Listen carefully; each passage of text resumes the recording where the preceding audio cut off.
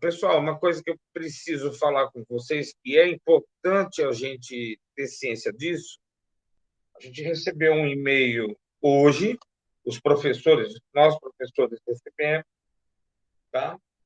E o pessoal está encerrando o contrato da UFC com a Google, né? Isso muda muita coisa, que, por exemplo, assim, a gente poder gravar as videoaulas e receber por e-mail, vamos dizer, como a gente recebia para poder editar, seria, vamos dizer assim, algo problemático. Mas eu digo para vocês que eu sei como fazer videoconferência, tá? Através de software livre, com o Jitsi, tá certo? Que a gente consegue criar uma sala, tá? E trabalhar nessa sala gratuitamente, tá certo? Sem depender da Universidade Federal, tá?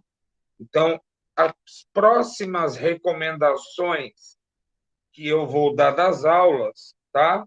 Eu já vou dar nesse modelo, tá? Eu não vou botar mais endereço do Google, não, tá certo? Eu vou colocar um endereço diretamente para o Hotmail, né? Vou colocar o link para vocês. Então, a gente vai se adaptar a isso. Vocês vão ver que não vai ter diferença nenhuma com a utilização do Google, tá? Mas o mais importante que a gente tem é que hoje, vamos dizer, eu estou conseguindo finalizar o ciclo das aulas teóricas, tá? Então, a gente vai trabalhar com outro recurso, tá?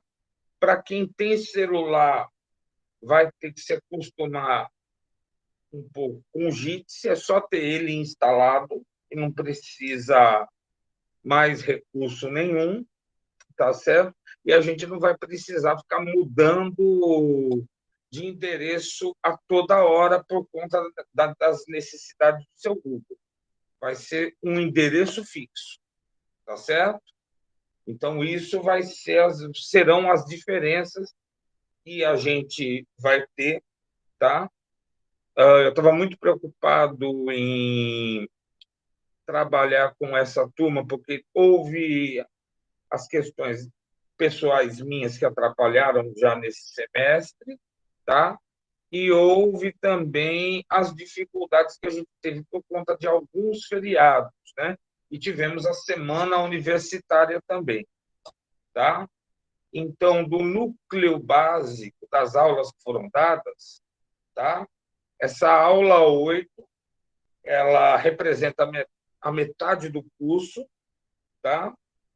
E a partir da próxima aula nós vamos lidar com soft educativo, tá? Então vamos ter alguns fóruns, vamos ter atividades mais voltadas à questão prática, ok, gente? E fazer, vamos dizer assim, a nossa troca do Moodle, ou melhor, do Google Meet para o Jitsu, ela não vai ser um problema tão grande, mas só que tem uma vantagem para vocês.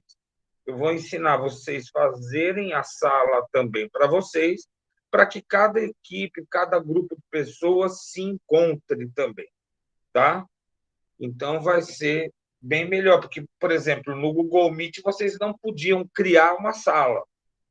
Um professor que poderia criar a sala para vocês, mas a vantagem agora vai ser que todos vocês vão poder fazer as suas salas, até mesmo para que vocês façam a formação que vocês também gostariam de fazer para outras pessoas. Tá bom? Alguma pergunta, gente?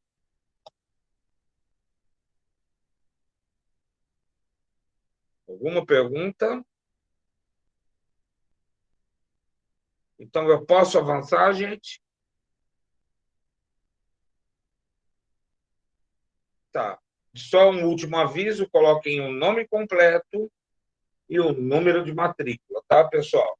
Coloquem no chat, Então, vamos começar essa aula, tá? Então, hoje nós estamos na aula 8, que eu pretendia dar semana passada, mas a gente recebeu o e-mail dos encontros universitários, tudo bem. Então, a aula 8 é acessibilidade às suas ferramentas educacionais, tá? E, dentro dessa perspectiva, já começo colocando diante de vocês, tá, uma situação que, para mim, representa a acessibilidade brasileira, aqui no Brasil, né?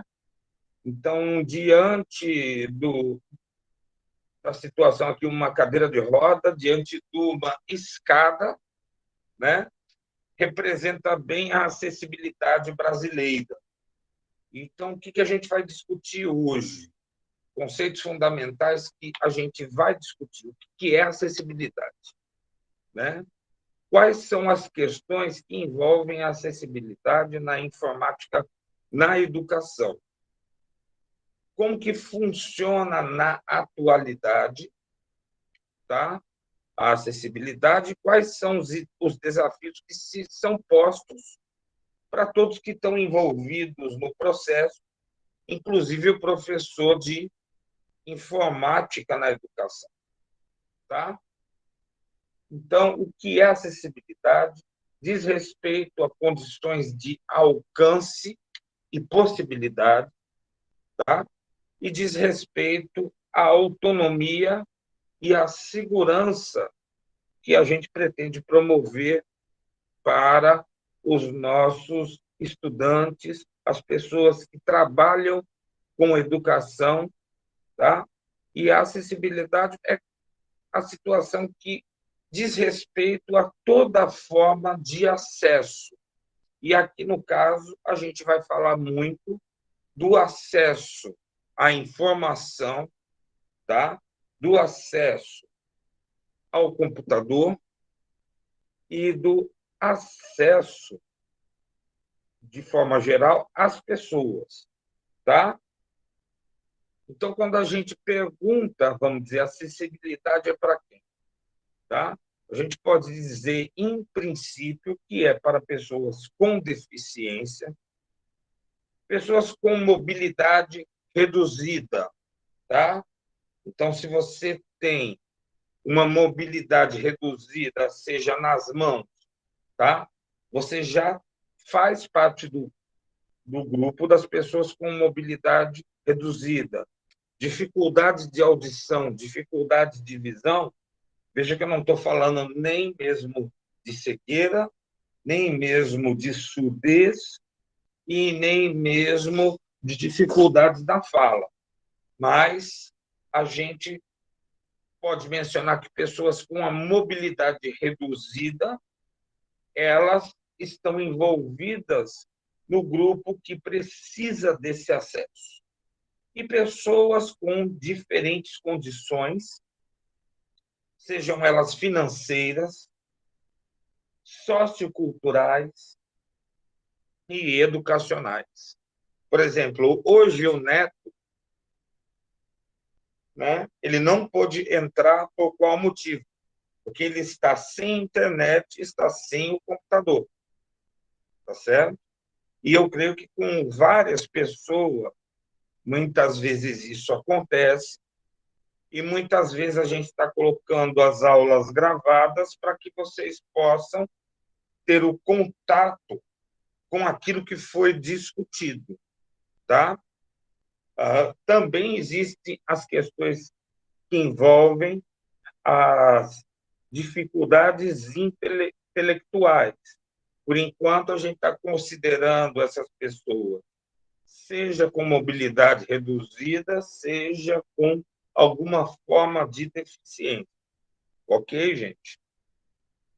Então, aqui, vamos dizer, eu falo mais especificamente que sobre das pessoas com deficiências e as pessoas neuroatípicas, tá?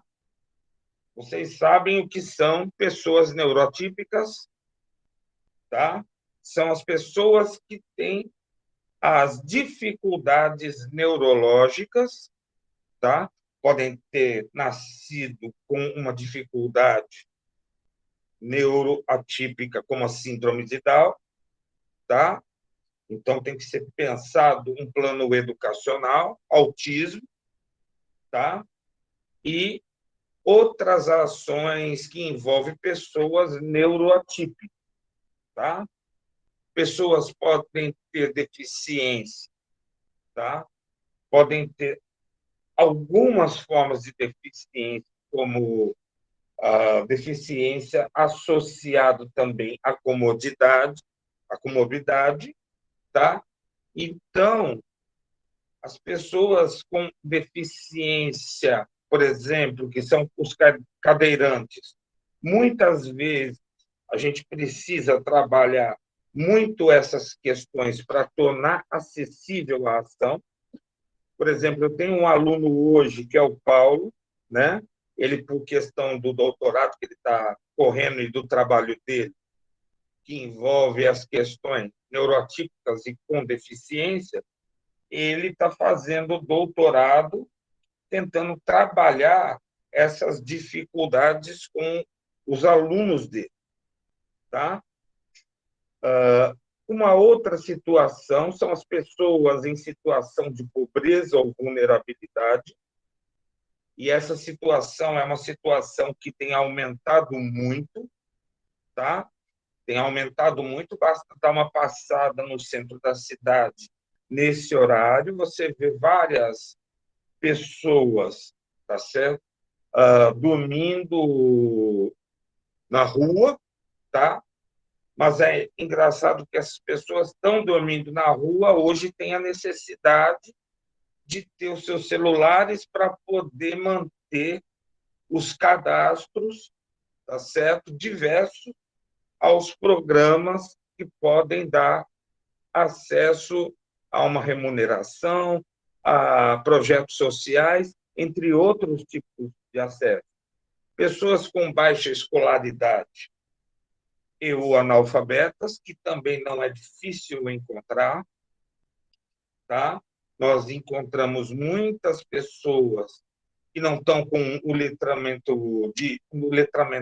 tanto de forma geral como o letramento digital completo, que possuem também baixa escolaridade, conseguem escrever algumas coisas, mas não têm muitas vezes o acesso completo, tá? Pessoas com 60 anos ou mais, tá? Aí já falando no caso dos idosos. E agora, o que ocorre com essa Covid-19 que está lançando tantas pessoas à linha da pobreza, tá? Até 2015, a gente tinha tido, vamos dizer, uma série de acessos sociais, tá? E havia uma redução da mortalidade, a qualidade de vida havia melhorado muito no país, tá?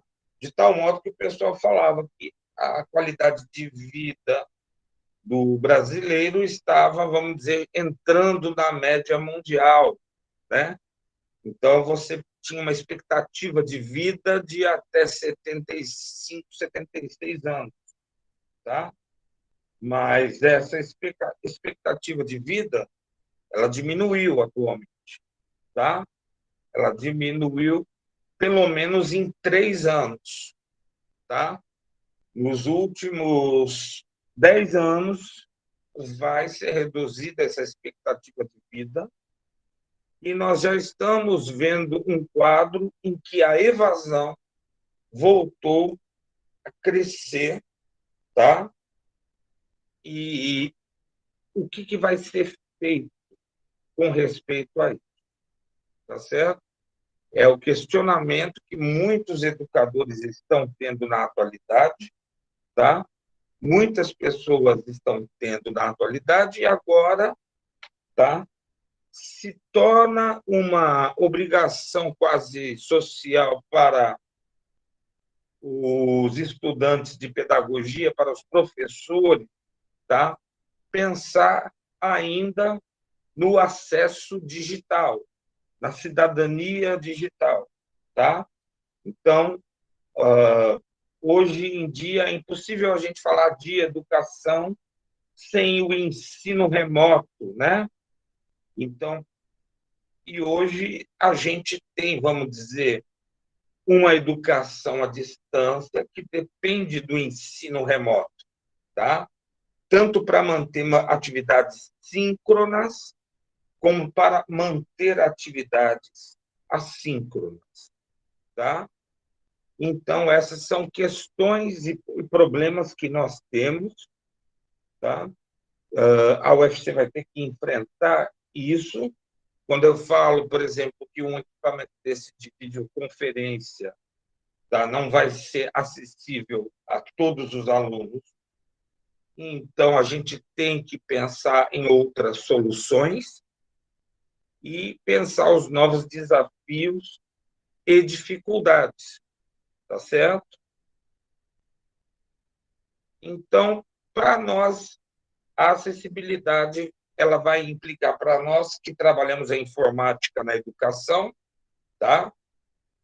As questões que vão implicar são o acesso a pessoas, tá? E uma das questões que, inicialmente, todo mundo que trabalha com informática na educação e informática educativa pensa é a questão do software educativo acessível, tá? Gostariam de fazer alguma pergunta, gente? Alô? Gostariam de perguntar alguma coisa? Posso avançar? Tudo tranquilo por enquanto, professor. Perfeito, Lucas. Lucas, gostei do Lucas, senti firmeza no tudo tranquilo, professor. De firmeza, tá? Basicamente, a gente tem que pensar que existe um conjunto de pessoas excluídas e também existe o conjunto das tecnologias e dos espaços físicos e virtuais que tem que dar condições de bem-estar social. E, diante dessas situações, o professor ele vive sempre com essa luta, a acessibilidade como direito de todos, tá?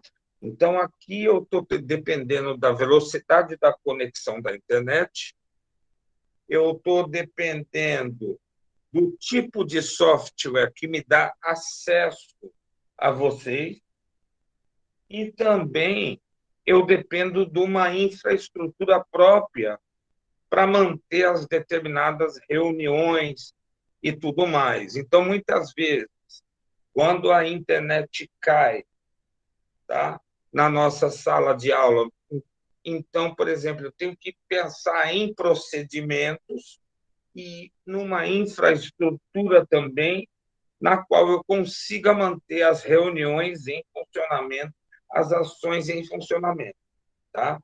Então, por exemplo, aqui eu tenho hoje 3 equipamentos, um que está em Linux, outro que está no Windows e outro que está no Android. São 3 equipamentos, porque caso eu caia uma dessas conexões, tá, talvez eu tenha como me segurar com isso, tá certo? Então, a gente tem como trabalhar, como transitar, utilizando essas dificuldades, usando todas essas tecnologias conjuntamente. E muitas vezes, vocês, alunos, também não têm essa conectividade, não têm esse tipo de acesso, tá? Hoje mesmo tinha uma aluna da turma de sexta-feira que estava falando sobre o problema. Ela acessa somente pelo celular, tá? E ela estava mencionando que o celular dela quebrou, tá? Mas ela vai ter que comprar outro celular, porque no trabalho dela ela depende desse equipamento, entende? Então é um desafio grande a gente pensar os desafios da acessibilidade no cotidiano que nós temos, tá? E uma mudança que nós tivemos, que antigamente ninguém pensava em aula emergencial, presencial ou à distância, tá? Então, não havia essa cobrança por parte dos professores, por parte da sociedade e por parte das secretarias de educação.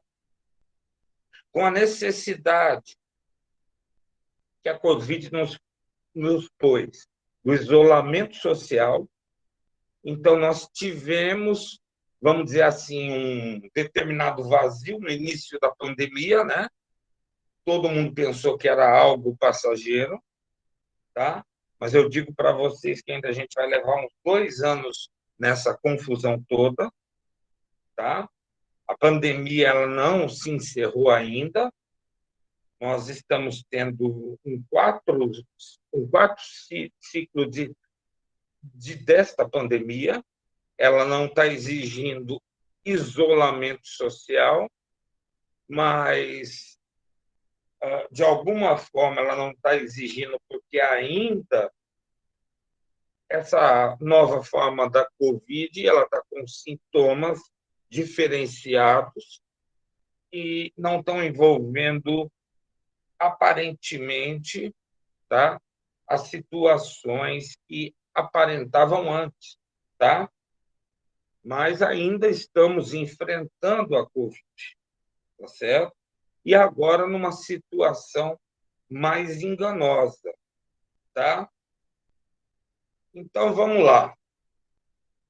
Acesso às pessoas. Espera-se que os alunos participem de todas as atividades da escola com o uso do computador nos laboratórios, pois a informática apresenta-se como um importante recurso inserido nas escolas públicas e particulares. E aí eu falo já de um acesso que, vamos dizer, bem antes da pandemia, a gente tinha que oferecer, que era o laboratório de informática na educação e o acesso à internet, tá? Isso sempre foi muito importante na informática, na educação e na informática educativa. Segundo Valente, em 1991, o computador poderia ser um grande aliado no processo de ensino e aprendizagem dos alunos, com necessidades educacionais especiais, porque dispõe de recursos como animação, som, imagens, efeitos especiais que superam as possibilidades didáticas e metodológicas tradicionais, tornando o material didático e os seus conteúdos mais interessantes e atrativos aos estudantes, tá? A acessibilidade está relacionada no acesso à utilização do computador, tornar essa máquina mais amigável e uma interessante ferramenta de caráter educacional, comunicativo, informativo e de trabalho e inserção social, tá? Então, há 30 anos, mais ou menos, tá? A informática educativa tem facilitado esse tipo de acesso às pessoas, seja por meio de um software educativo, seja por meio de apresentações que muitas vezes eram estruturadas, seja por meio da comunicação, tá? Eu me lembro que o primeiro curso à distância que a gente fez no laboratório multimedia, nos anos 90, tá? A gente tinha algumas possibilidades síncronas, bem menores do que são hoje, de conversar com as pessoas, tá? Uma a uma pessoa, tá? Então, nós conversávamos a uma pessoa e, muitas vezes, naquela época, nos anos 90, a gente estava pensando, vai chegar uma época que nós vamos poder fazer uma comunicação com 10, com 20 pessoas, né? Porque isso vamos dizer, era muito difícil ser feito antigamente. Hoje, com a invenção de outros dispositivos, como celular, tá? Com os dispositivos dos jogos também, tá? Nós podemos fazer essa comunicação, tá certo? Também alguém falou como as lives, né?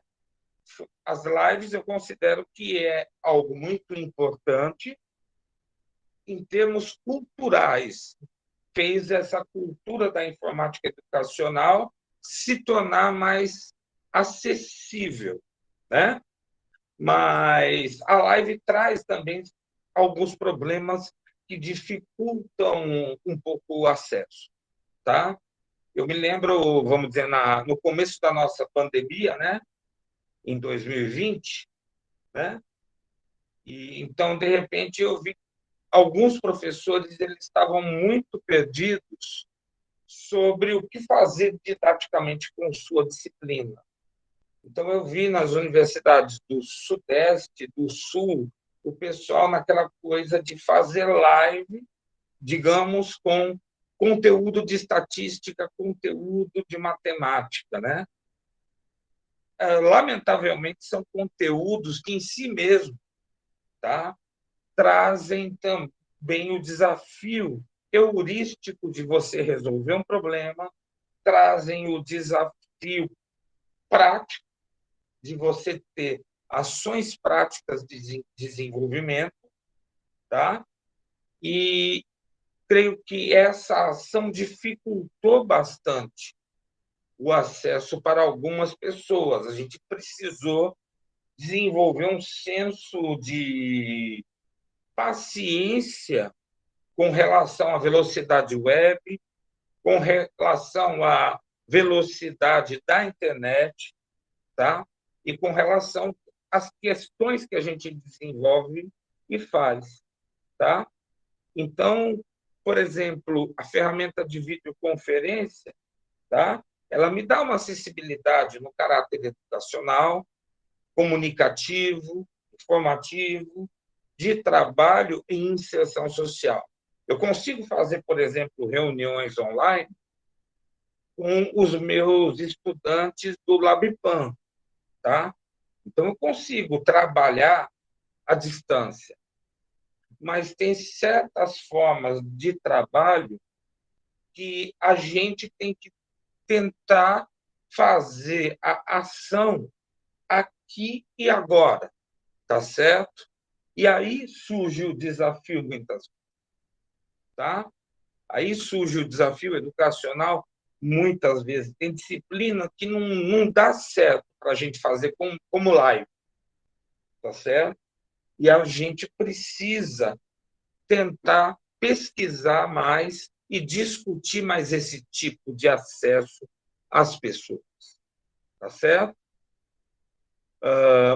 As tecnologias digitais de informação e comunicação têm contribuído para a independência, autonomia e inclusão social das pessoas, com necessidades educacionais especiais, seja como sistemas auxiliares ou próteses para a comunicação, sendo utilizados sistemas alternativos e aumentativos de comunicação, que muitas vezes constituem-se formas ímpares de comunicação.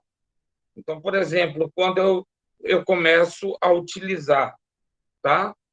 Por exemplo, você tem uma neuropatia que inviabiliza a comunicação. Quando eu tenho uma ferramenta como câmera de vídeo, que me permite, pelo número de piscada, pisco à direita, pisco à esquerda, e consigo controlar um sistema a partir das piscadas que eu estou dando, eu estou oferecendo um acesso aumentativo e alternativo, tá? Quando eu consigo utilizar ferramentas de neurofeedback, como TOCAS, tá? De comunicação, e consigo trabalhar a manipulação do mouse, tá? Com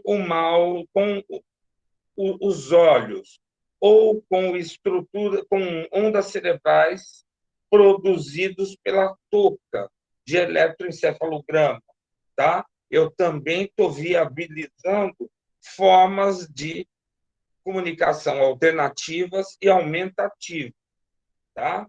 Então, os sistemas auxiliares ou próteses para comunicação, tá?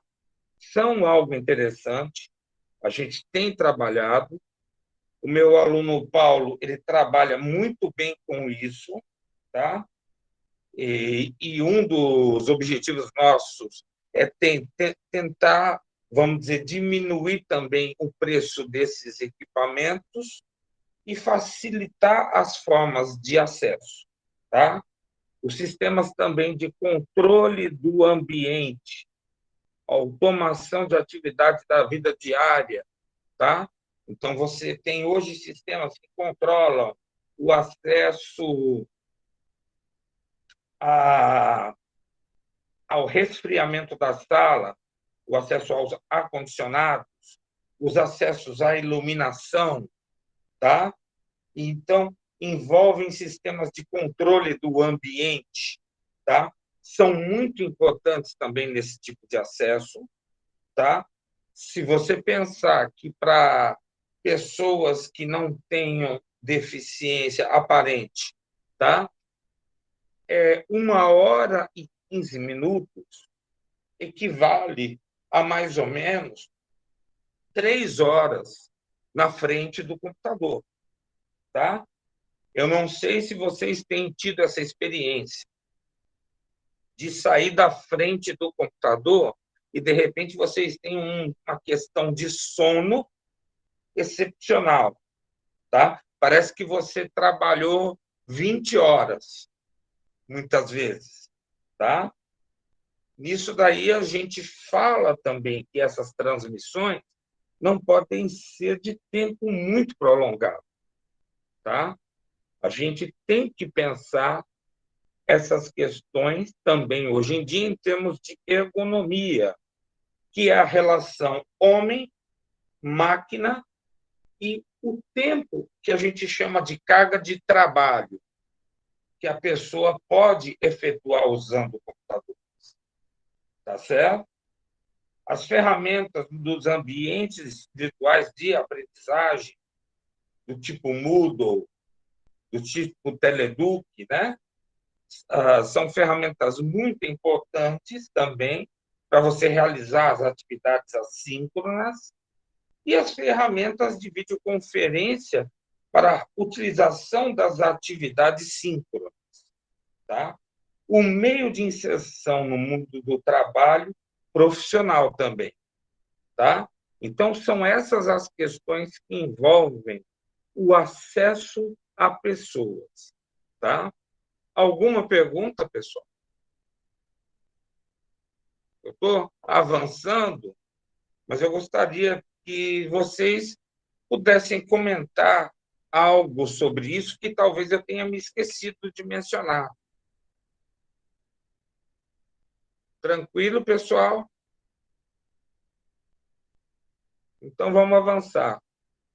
As tecnologias assistivas caracterizam-se por qualquer ferramenta ou recurso utilizado com a finalidade de proporcionar uma maior independência e autonomia às pessoas com necessidades educacionais especiais, sejam por meio de suplemento, manutenção ou devolução de suas capacidades funcionais.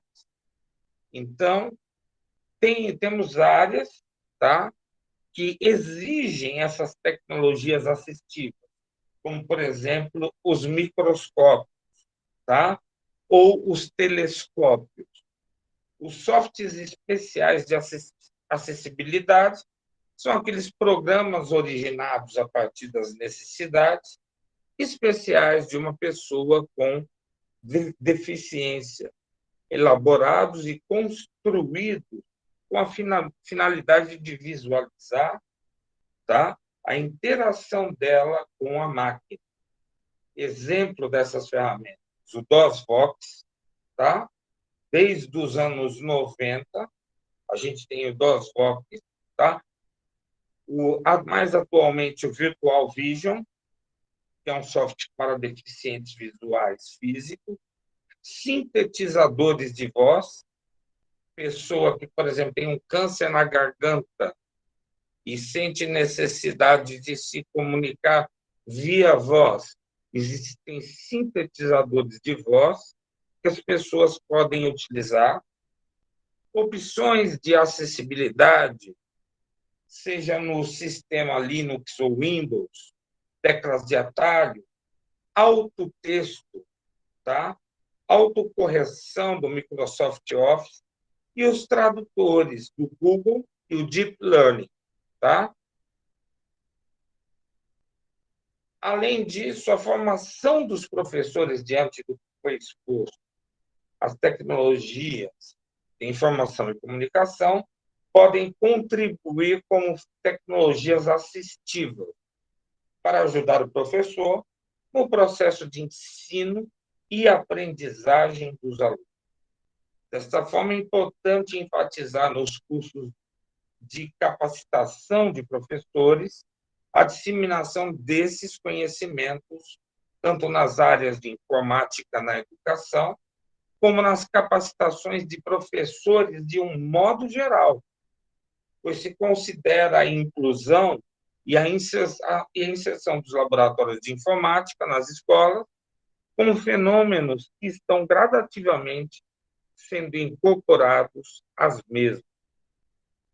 Para cada pessoa que possa usufruir do potencial da informática, profissionais de computação devem conhecer as estratégias para propor soluções que sejam flexíveis e amplamente utilizáveis, alternativamente que promovam a autonomia das pessoas com deficiência em uma série de atividades diárias.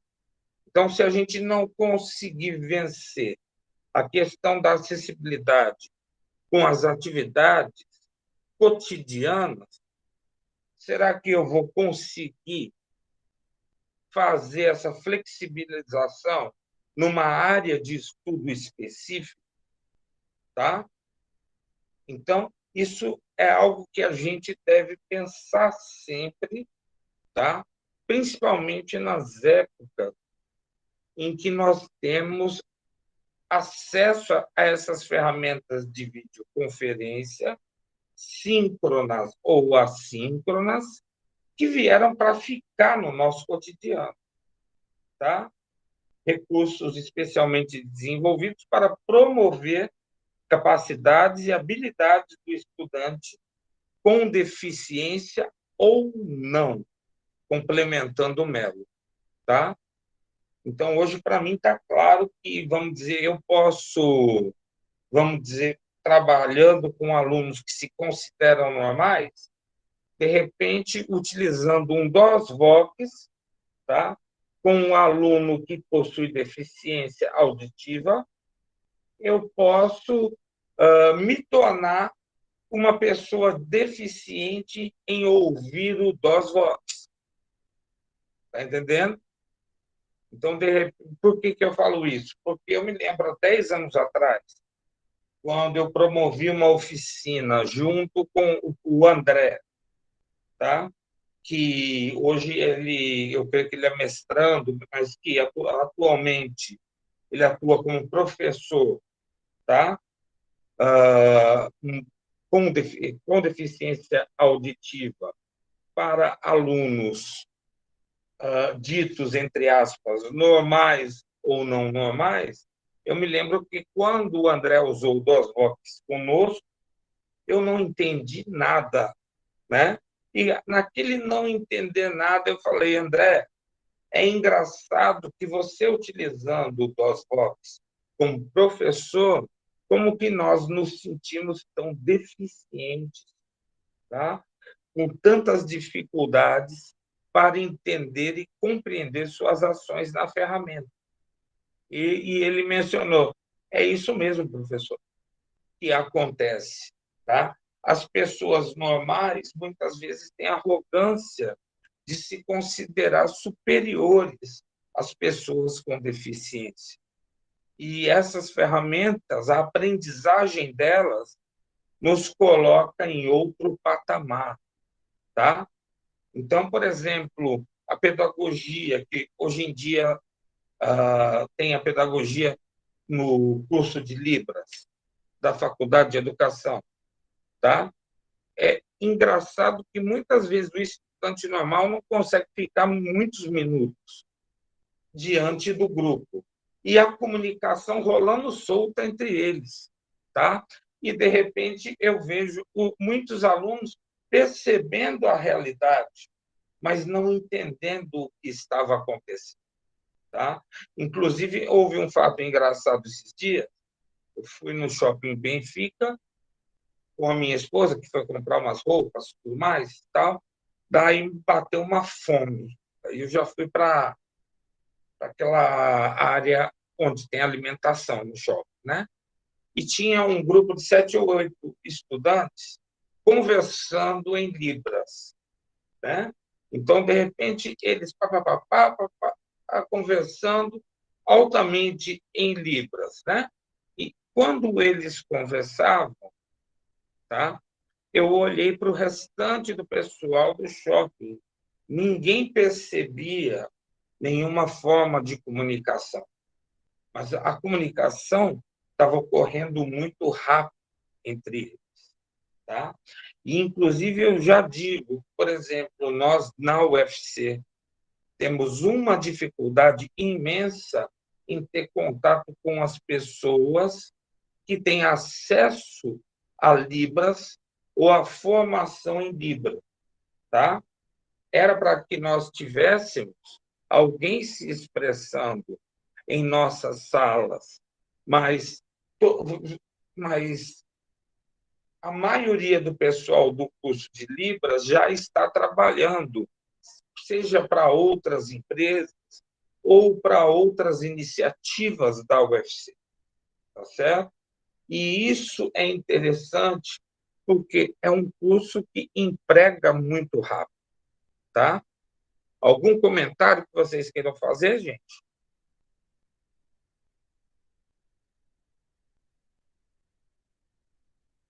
Posso avançar?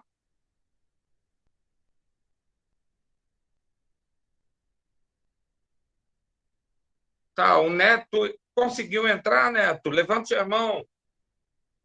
Consegui, professor, depois de muito sacrifício, até informei aqui no chat mais cedo, tive um probleminha com a internet. Eu vi você dando, falei inclusive do teu problema, que é um problema de acessibilidade. Diga, Neto. Hoje em dia no remoto a gente tiver um problema desse, a gente fica inacessível, né? Mas o que eu queria comentar, professor, o senhor falou acerca do DOSVox, né? Sim. Ele é um produto nacional, né? Ele é um software a Federal do Rio de Janeiro ou é estadual, né, professor? É do Rio de Janeiro, é do projeto Fundão, que é uma região lá no Rio de Janeiro, tá?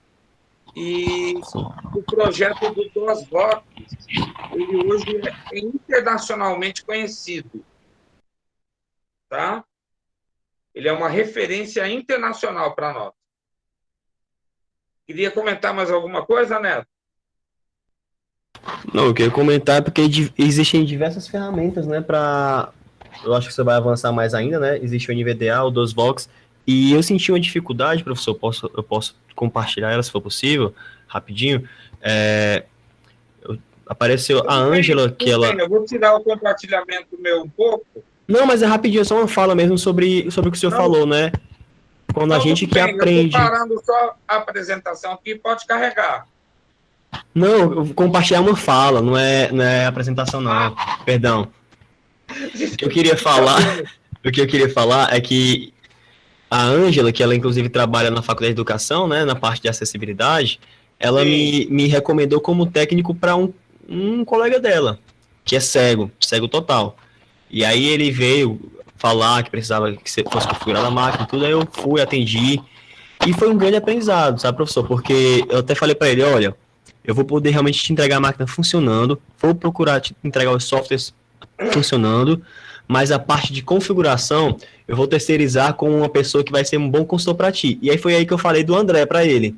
O André, ele também, ele é cego, né? Eles chamam a gente como videntes, né? Ele é cego e o André, ele realmente é especialista no DOSVox e NVDA, são ferramentas maravilhosas, magníficas. E assim, só para compartilhar, foi um grande aprendizado que eu tive, porque a gente, mesmo com a dificuldade de ele não enxergando e eu de não ser muito perito nessas ferramentas, a gente conseguiu, sabe, tem uma grande. Ele também não sabia sobre as ferramentas ainda, ele nunca tinha utilizado, ele queria utilizar o computador, e aí tá sendo realmente um grande aprendizado. Eu ainda falo com ele quase que semanalmente, a gente se conversa, e ele estava lá conversando com o André recentemente, inclusive. Só queria compartilhar mesmo essa situação. Ok. Bom, continuando essa questão, vocês veem até que nós, por exemplo, tanto o Neto quanto eu, tá, que somos servidores da UFC, o Neto ele é servidor da UFC também, né, mas a gente tem as dificuldades também do acesso, muitas vezes, tá? E é por isso que eu coloquei aqui, não basta o professor participar de cursos de capacitação e formação para a tecnologia, é preciso que ele se aproprie desse conhecimento e junte aos conhecimentos que já possui para poder transpor didaticamente, tá?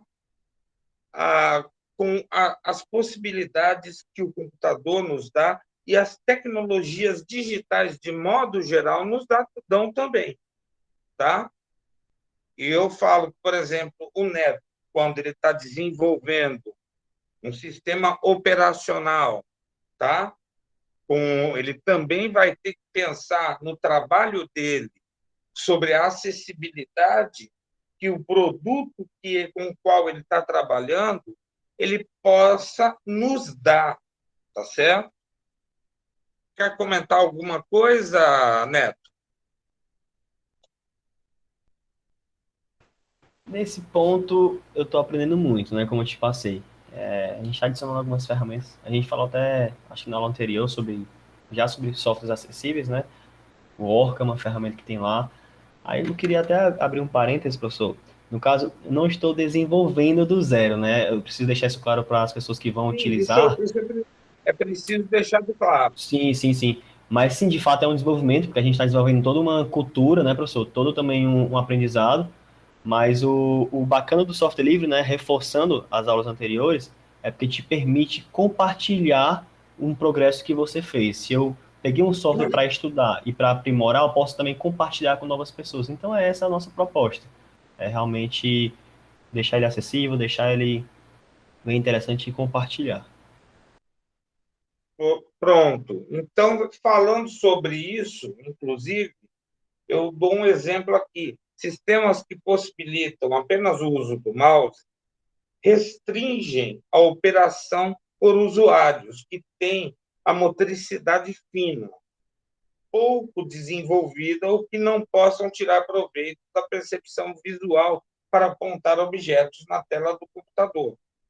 Instruções apresentadas apenas na modalidade escrita da língua portuguesa podem impedir também seu entendimento por pessoas não alfabetizadas ou dificultá-lo para quem não a tenha como sua primeira língua. Tá? Pensando em termos de Brasil, nós temos ainda 150 línguas indígenas. Tá? Ainda que nós falemos português na maior parte do território nacional, há uma necessidade de estarmos abertos para essas outras possibilidades.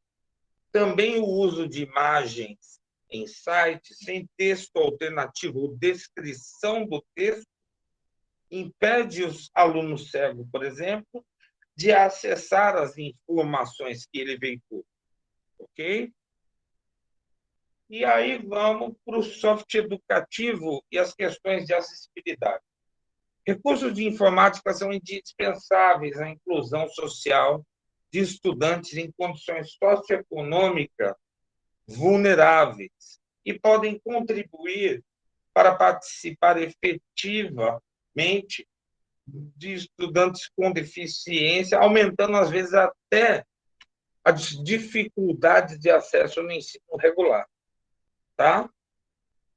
É responsabilidade daqueles que delimitam requisitos e dos que desenvolvem software promover características em sistemas computacionais para uso humano que os tornem suficientemente flexíveis para a sua adoção por uma gama de pessoas. Este cuidado é essencial para que cada pessoa possa perceber a informação e os elementos de interface disponíveis, compreendendo a informação e o que pode ser realizado, então, operar o software. Tá? E aqui nós vamos já mostrando, por exemplo, um pouquinho do endereço do projeto DOSVox, o Intervox, NCT, o FRJ, DOSVox, tá? Esse aqui é o endereço no Rio de Janeiro, na Federal do Rio de Janeiro, do projeto. Esse projeto ele existe desde 1995, tá? Aqui está a fonte também. Na apresentação que está disponibilizado no SIGA, vocês têm o acesso ao projeto, podem, inclusive, baixar no computador o DOSVox, tá certo? Aqui, vamos dizer, é a interface gráfica do DOSVox, tá certo? O DOSVox sendo todo ele falado, essa versão é a versão de 1993 do DOSVox, então você fala e você vai escutar, e o DOSVox ele já coloca uma questão, o que você deseja, tá? Então, se eu fosse o André, eu já colocava para listar os arquivos, tá? E assim por diante, tá certo? Outro recurso também que é interessante, que foi desenvolvido mais na era Android, tá? Então, vamos começar já a falar dos apps de acessibilidade, o guia de rodas, tá? O que faz o guia de rodas? Ele avalia pesquisas locais com acessibilidade, restaurantes, bares, hotéis, lojas, e com aplicativo, e como um aplicativo iOS, Android, né? Ele dá a resposta para você. Então, é interessante que a pessoa cega ela tem contato com esse recurso e, tendo contato com esse recurso, tá? Então, você já recebe já como resposta sonora, tá? O acesso ao guia de rodas, tá certo? É um projeto que foi mantido pelo governo federal, tá? E hoje com os cortes na educação, principalmente o corte de bolsistas que estão desenvolvendo e o corte de estudantes que trabalham nessa perspectiva, então ele tem sido uma possibilidade que pode não ser renovada daqui a pouco. Mas é interessante para quem se interessa por acessibilidade baixar e explorar este recurso. Tá? Outro recurso, tá? Só que em língua inglesa é o Be My Eyes, tá? Então, ser os meus olhos. Aqui é uma proposta diferente, tá? Que você pode baixar no teu Android, permite que cegos recebam assistência ao vivo de voluntários com visão. Tem no Rio e São Paulo, tá? E eu confesso que eu me perdi dentro de um bairro de São Paulo e eu estava com essa ferramenta no meu celular e pedi para minha esposa utilizar essa ferramenta para a gente sair do processo do perdido, né? E funcionou, tá? É também um recurso que envolve vários estudantes do Brasil e de fora do Brasil, e que tem vários projetos, e com esse corte de bolsas, é outro projeto que está comprometido. Ele foi considerado o melhor software de 2017. Deixa eu só ver aqui, tá? A Brena, ela comentou: professor, boa noite, terei que me ausentar da aula agora porque minha internet está com problema. Eu entendo, mas como está sendo gravado a aula, depois eu passo para você, viu? Tá? Então, mais uma pessoa sentindo as dificuldades do mundo da acessibilidade, tá?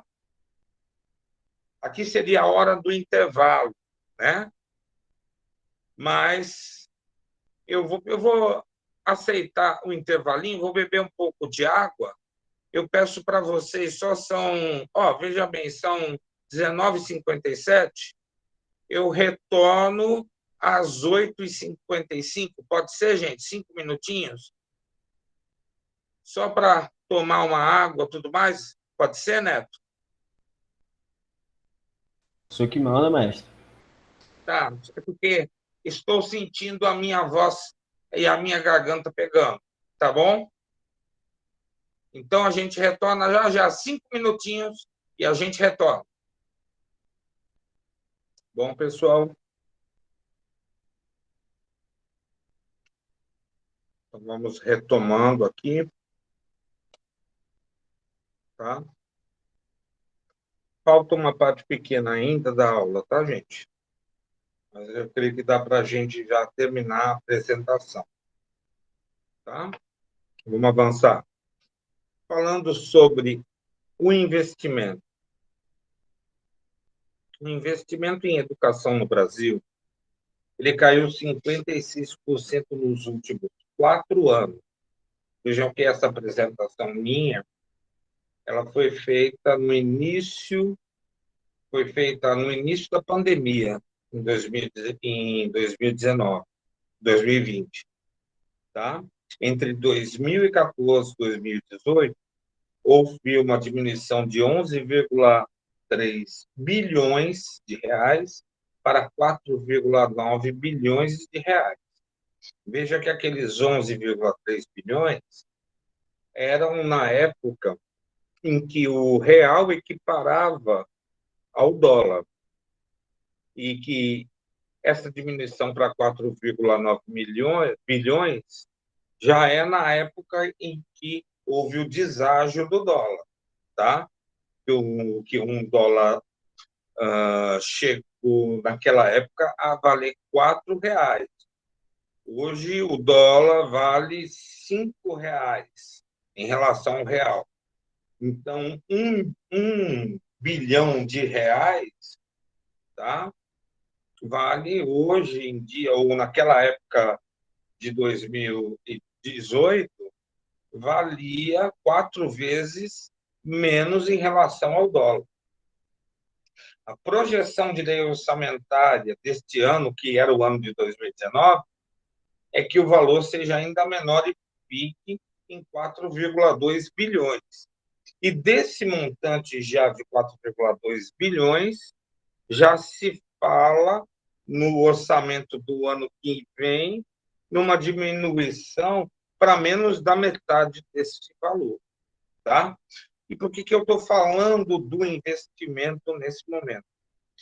Porque não há pesquisa em software educativo, em acessibilidade de recurso de software educativo, se nós não tivermos estudantes bolsistas pesquisando estas ações, tá?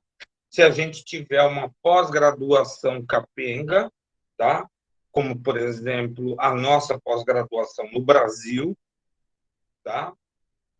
Inclusive, hoje, eu fiquei muito triste de saber que mais 32 funcionários da CAPES, que promove avaliação em programas de pós-graduação, pediram a conta no Ministério da Educação, tá?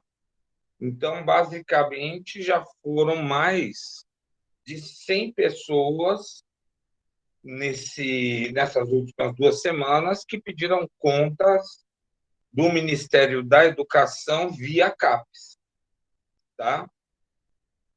Então, vejam só o quanto isso pode ser prejudicial para as nossas vidas, tá? O Brasil corre atrás do prejuízo de sua educação abandonada por tantos anos, mas é inegável o acesso à educação básica cresce a cada ano. Para se ter uma ideia, de 1970 para cá, o número de estudantes de 4 a 17 anos na educação básica, nas instituições de ensino, subiu de 48% para 94,2%. Mas, de acordo com o Ministério da Educação, ainda existem 2,5 milhões de crianças fora da sala de aula. E esse número de estudantes fora da sala de aula tem aumentado devido à pandemia e ao isolamento social. Para a Organização das Nações Unidas, o Brasil deveria investir em torno de 10% do seu PIB em educação até 2024. Atualmente, o investimento era de 6,6%. Este ano, o governo federal investiu 3,2 bilhões ao Ministério da Educação, valor 40% menor se comparado a 2017. O futuro parece ser sombrio, tá? Então, a gente está numa situação em que projetos como, por exemplo, o Linux Educacional, era um projeto em andamento, foi abandonado praticamente, e hoje tem uma página na Federal do Paraná sobre o projeto das Vox. Neto, poderia fazer algum comentário sobre isso?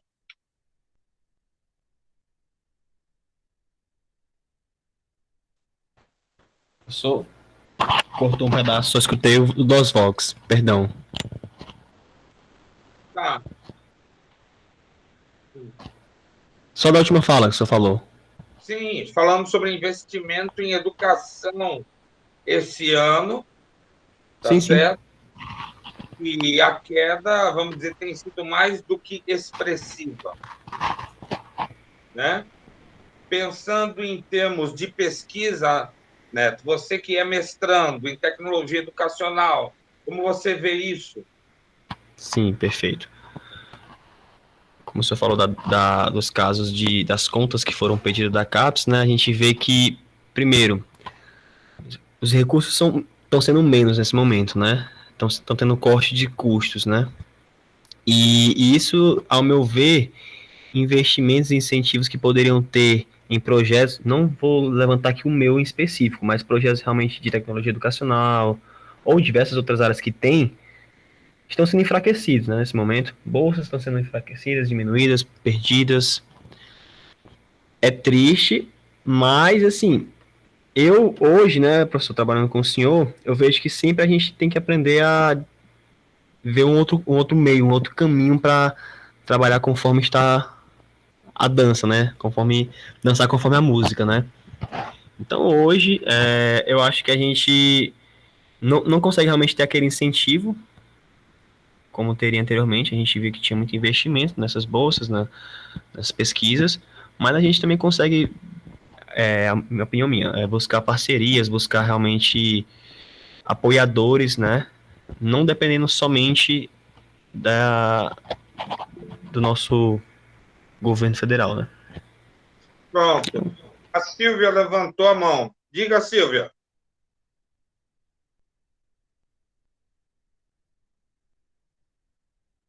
Alô, Silvia? Professor, foi sem querer, desculpa. Ah, perfeito. Ok, pessoal. Então, vamos dar continuidade. Então, cada recurso desses, tá? Como, por exemplo, esse esse app, o KD, né? Que faz uma busca imagética por palavra. que pode ser um aplicativo para ajudar deficientes visuais a encontrar um objeto no cotidiano, tá? Esse aplicativo ele ainda está disponível, mas era um projeto que era financiado, tá certo? Eu não sei se eles vão dar continuidade, né? Mas eles vão precisar encontrar uma fonte de financiamento para disponibilizar via iOS ou Android. Os projetos como esse do amplificador de som, tá? Para pessoas que têm a audição reduzida, tá?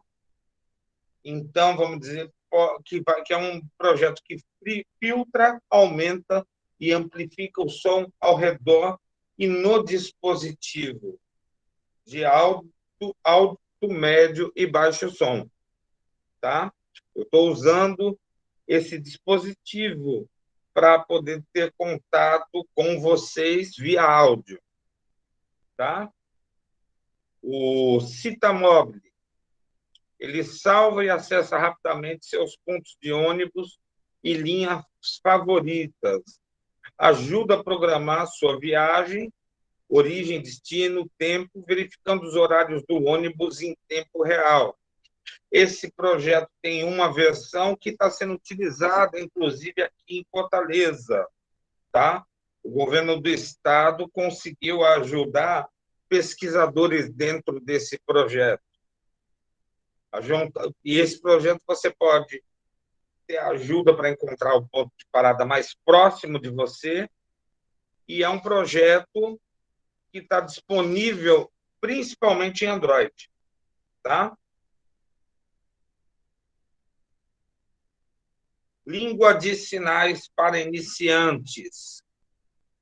Vocês podem baixar esse projeto para ter uma noção básica da língua de sinais. O HandTalk, tradutor de texto ou voz para a língua de sinais. O avatar Hugo é o avatar que se apresenta aí, tá? Então, esse projeto é um projeto excelente para começar a falar Libras e ACL. O aplicativo disponível é para iOS e para Android também. O YourStream, que é um projeto de acessibilidade que diz respeito à transmissão de tempo real em transmissão web, tecnologia, em audiodescrição. É um projeto voltado ao cinema e que trabalha com audiodescrição dos serviços de acessibilidade disponíveis no mercado para atender pessoas com deficiência visual. O áudio permite compreensão do que está acontecendo na cena. O Watcine também é um projeto de acessibilidade de audiodescrição. Torna o cinema acessível, pois permite que as pessoas cegas escutem a audiodescrição do filme sem interferir com o áudio de outros espectadores. Permite aos surdos ver legenda e linguagem gestual através de óculos especiais ou em seu smartphone. Graças a essa possibilidade, é incentivada a inclusão, o lazer compartilhado e o acesso para todos, para a igualdade de cultura, tá? E foi desenvolvido pela Universidade Carlos III de Madrid. É um software disponível para iOS ou Android. É disponibilizado pelo Ricardo Shimosakai, tá certo? Esse recurso, e ele foi ganhador do prêmio com o Watcine, tá? Marcos legais que nós temos na inclusão. Lei 10.098, de 19 de dezembro de 2000, tá? Barreiras de comunicação e na informação. Qualquer entrave, obstáculo, atitude ou comportamento que dificulte ou impossibilite a expressão ou recebimento de mensagem de informação por meio de sistemas de comunicação e tecnologia de informação. A aprovação desse projeto se deu na época, por exemplo, em que se utilizava um pouco o teletipo em escolas públicas, que foi um sistema baseado em texto para comunicação telefônica com o ouvinte em um terminal próprio. Aqui o título 1 dos princípios fundamentais da nossa Constituição, o artigo 1º da República Federativa do Brasil, formada pela união indissolúvel dos Estados e municípios do Distrito Federal, constitui-se em Estado democrático de direito e tem como fundamento a cidadania e a dignidade da pessoa humana. Então, na norma da lei, isso está colocado como um princípio fundamental, tá? A fonte é da nossa Constituição de 88, tá? Na Lei 10.098, se estabelece normas gerais e critérios básicos para a promoção da acessibilidade das pessoas portadoras de deficiência ou com mobilidade reduzida e da outras providências, tá? Naquela época ainda se escrevia portador, tá? É como se você botasse uma camisa à deficiência e você tirasse a camisa, tá? Muita gente já corrigiu esse portador. O artigo 1º nos diz que esta lei estabelece normas gerais e critérios básicos para a promoção de acessibilidade da pessoa portadora de deficiência ou com mobilidade reduzida mediante supressão de barreiras, de obstáculos nas vias e espaço público, no mobiliário urbano, na construção e reforma dos edifícios, nos meios de transporte e comunicação. Tá? Lei 10.098, o ponto 1, acessibilidade, possibilidade e condição de alcance para utilização com segurança e autonomia de espaços mobiliários, equipamentos urbanos, edificações, transporte, informação, tá? Inclusive dos sistemas e tecnologias, bem como de outros serviços e instalação aberta ao público, de uso público ou privado, de uso coletivo, tanto na zona urbana quanto rural, por pessoas com deficiência ou com mobilidade reduzida. Tá? Aqui o item 2 fala sobre as barreiras, ele ressalta qualquer entrave, obstáculo, atitude ou comportamento que limite ou impeça a participação social da pessoa, como o gozo, a fruição e exercício dos seus direitos, a acessibilidade, a liberdade de movimentação e de expressão, a comunicação e ao acesso à informação, a compreensão e a circulação com segurança, entre outros, classificadas em A, barreiras urbanísticas. Tá? Aqui, vamos dizer, a lei dizendo já, né, os problemas de barreira urbanística, e aqui eu estou mostrando já algumas contradições em relação à lei. Tá? Então, aqui no caso, veja bem, essa calçada aqui, adequada perfeitamente para o cadeirante, e um poste na frente do cadeirante que não permite ele sequer subir direito à calçada. Então, eis uma barreira arquitetônica. Tá? Aqui, uma barreira, e aqui é uma cidade dos estados do sul, né? Tá? Que muitas vezes se vangloria das suas calçadas, mas também tem problemas com as suas devidas calçadas padronizadas. Veja que as escadas aqui, à frente de cada apartamento, de cada edifício, é uma barreira arquitetônica e urbanística. Barreira urbanística, as existentes nas vias e nos espaços públicos privados, abertos ao público ou de uso coletivo, tá? Opa, aqui no caso, um espaço público, né? Com uma barreira arquitetônica aqui, que se torna, além de tudo, uma dificuldade para o cadeirante, tá? Basta a gente pensar no elevador da Faced, que vez ou outra acaba caindo, né? Mas é uma tentativa de não fazer-se uma barreira arquitetônica, tá? Aqui no caso, barreiras nos transportes, então uma barreira aqui, tá? Ela está apontando que ela deveria ter um elevador de acesso ao ônibus e não há esse elevador. E ainda assim se coloca no ônibus, talvez como marketing, né? Que é acessível a cadeirantes, tá? Então são as contradições que nós encontramos Brasil afora, tá? E é basicamente isso daí, tá? Pessoal, um ótimo fim de semana, um grande abraço. Preparem as atividades para o final, né? E aí, questões, gente, que vocês tenham. Alguma pergunta?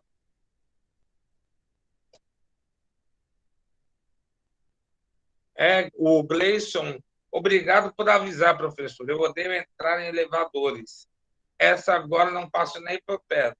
Pois é, esse elevador da Faced, vamos dizer assim, eu não pego ele nem a pau, né? Nem a pau. É um perigo mesmo, tá certo? A gente tem que estar atento a essas coisas, muitas vezes até mesmo para chamar a atenção. Na SAMIA, Laboratório de Informática Educativa ali da Faced, nós temos uma coisa errada, por exemplo, uma canaleta que é uma barreira arquitetônica. Eu me lembro que quando eu fui verificar, eu reclamei por conta daquilo, e daí o pessoal que cuida da acessibilidade da UFC reclamou que aquilo era para os cegos. Mas aquela canaleta que foi colocada, tá, é a canaleta errada para a ação dos cegos, tá certo? Além do mais, na sala da Sâmia, existe fiação solta, tá? Elétrica. Então, esses problemas, se a gente não reclamar, eles continuam existindo, tá? Então, vou dar um tempo para que vocês coloquem o nome completo e o número de matrícula. Se alguém quiser comentar essa discussão, estamos aqui, gente.